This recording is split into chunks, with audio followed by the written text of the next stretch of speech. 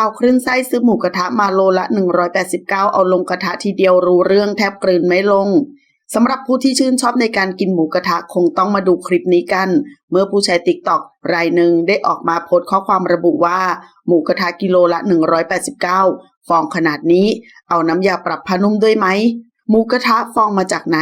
โดยโพสต์ดังกล่าวชาวเน็ตก็เข้ามาแสดงความคิดเห็นว่าเป็นการหมักหมูด้วยเบกกิ้งโซดาซึ่งร้านนี้น่าจะมีการใส่เยอะมากไปหน่อยและอาจส่งผลเสียต่อสุขภาพได้ขอขอบคุณข้อมูลจากทีนิวส์ขอบคุณค่ะ